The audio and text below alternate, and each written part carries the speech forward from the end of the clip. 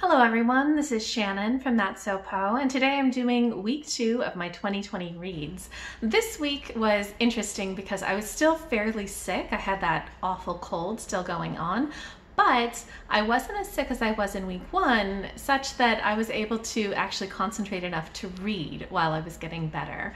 And finally, I think I'm over my cold, but that was a long one. In any case, I actually got a lot read, and the things I read were pretty good. So let me talk about them. First, I read The Happiness Advantage by Shawn Achor. This was actually a reread for me. I read it about 7 years ago and loved it, both then and now.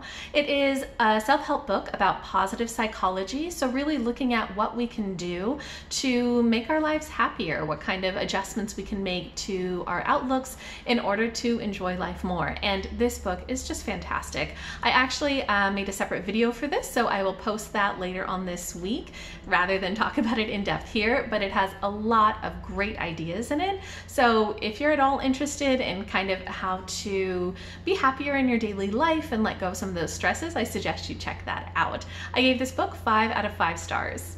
Next, I finished Redwood and Ponytail by K.A. Holt. This is a book that I heard about from Aoife at Fred Weasley Died Laughing, who I will link below. And I love this book. Oh my gosh, I love this book so much. It is a middle grade told in verse, and I am just all about the middle grade and YA told in verse apparently. And it is just the sweetest story about these 7th grade girls who meet each other and develop a really strong friendship and actually fall in love. The story is told in verse from both of their perspectives, sometimes with both of them kind of side by side and then coming together for part of the verse. It is just gorgeous in terms of the lyrical nature of the verse, in terms of the emotions, in terms of just the beauty of the story. Each of these girls they're very different from each other, and they have very different home lives, and they also have very different relationships with people at school, although they're both popular. One is kind of popular in a very sporty, like hanging out with people type of way. The other is popular in a cheerleader, class president sort of way, and they have to navigate both their relationship with each other, as well as, more importantly and more difficultly, their relationship with other people around them, the expectations of them, the sort of societal pressures. And it is just such a great exploration of all of those ideas. I loved this book. I thought it had such heart and such depth while being really accessible and wonderful. And even if you're not somebody who loves poetry, I think that this would still work really well for you because it's not obscure poetry. It's very understandable, just beautiful language. So I really adored this book, and I gave it 5 out of 5 stars. Next, I read Courtney, Crumrin, Volume 1 by Naifeh. This is a comic that is very gothic and dark and magical about a little girl, Courtney, who moves into her creepy uncle's house along with her parents. And this house has maybe some monsters and things that are lurking around and within it. Courtney is a very sullen and difficult little girl who does not get along with people and judges people pretty harshly. The story follows her through many different adventures where lots of things are kind of dark. People die and, are sold to goblins and all sorts of things. And it's very intentionally dark. There's a foreword that really talks about how children do like dark things, and they are dark, and society is dark, and so therefore the comic is dark. I thought that the colors in this comic were fantastic. It's just all of these purples and blacks and kind of dark colors, and I thought that was really impactful. I really liked also the magic that was in this, that sort of goblin market and monsters abound, that sort of darkness I liked. However, I would say that overall the comic wasn't so much my taste, even though I do really like difficult little girls. That's like one of my favorite tropes. I don't necessarily like mean ones, and this comic felt really kind of mean. It really judged people very, very harshly and sort of took joy in them being punished and having pain. And that was a little bit much for me. I don't mind somebody being difficult, but I don't think that I like as much when they try to hurt others. So that was a problem for me in the story. And also, I'm not sure that I liked the line work in this as much. It felt kind of strange, which is weird because sometimes I do like strange art, but this one it felt kind of messy, and I just wasn't such a huge fan of the style of the lines, even though I loved the coloring. But yeah, so overall I was kind of torn about liking versus not liking. I think I probably won't continue with this series, but I did give this volume 3 out of 5 stars.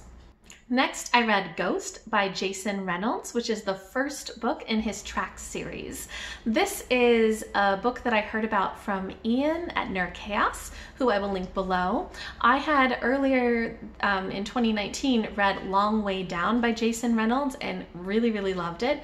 Then I heard Ian talking about Ghost and was so interested, and we're actually going to be buddy reading the second book in the Tracks series really, really soon. So I'll talk about that in another week or two. But Ghost, I finally picked up and was so happy with. I love this book so much. I would do a standalone video about it, but I think I'm gonna wait until I read all the books in the Tracks series and then do sort of a series review. I thought this book was everything I'm looking for basically in a book. It's a middle grade, which I'm really into right now. And it is both filled with hope and friendship, as well as working through really difficult situations and emotional issues. So Ghost is the nickname of the main character, and he is kind of from the wrong side of the tracks. He deals with a lot of poverty, as well as having kind of a difficult past where his father was kind of violent and is now in jail, and that was just very traumatic for him. So he's dealing with a lot of this kind of PTSD, as well as frustration and just anger. You know, so much of this book is about him dealing with kind of acting out, dealing with being angry and unable to control it, and causing like fights and problems and all these sorts of things, and finding kind of a found family and finding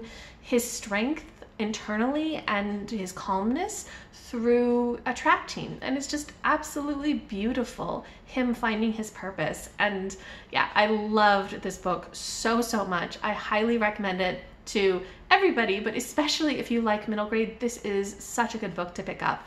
I gave this 5 out of 5 stars.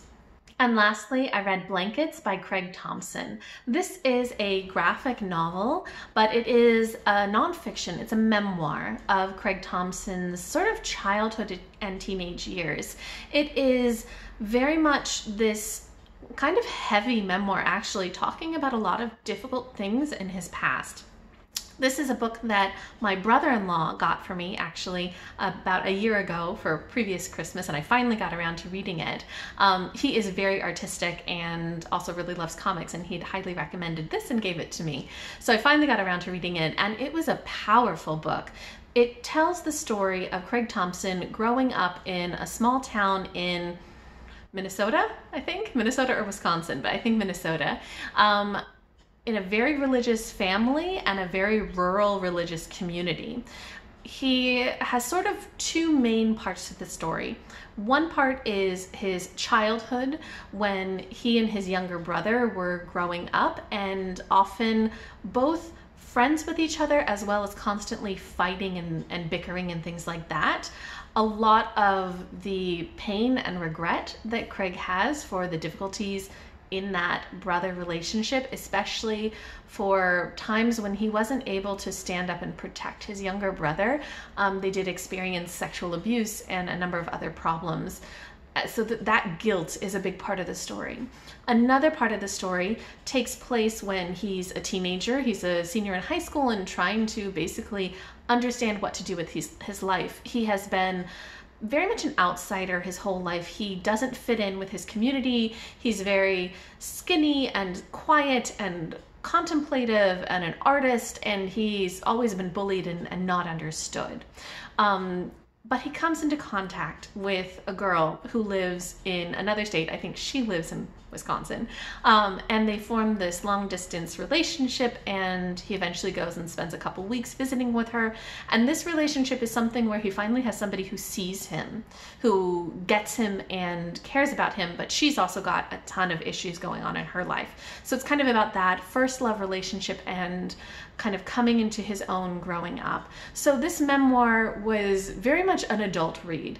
It has a lot of heavy content, a lot of issues of just, you know, sexual abuse and depression and bullying and sort of really difficult content, but it's told in a really powerful way. Even though I don't know that I personally related to any of the characters, none of them were sort of people that I could connect to, I felt the power of that story, and I felt the difficulties that they were going through and the emotions, and the artwork was very beautiful. So I think that this is a really strong novel. It's a graphic novel, but it's really a novel that if you're interested in those sorts of more memoir-esque graphic works, I think that this would also really work for you. I gave it 4.5 out of 5 stars. So that wraps up week 2 for me. I am enjoying the snowy winter weather and just the cozy atmosphere. Clearly I'm getting a lot read. I'm in the middle of a couple of buddy reads right now as well, and just loving getting all sorts of things read right now. So it is very much the season. I hope you guys are having a great start to 2020 and getting a ton of things read as well. If you have read any of the books that I talked about, or if you have any recommendations or any thoughts of anything that you want to share, please leave me a comment down below.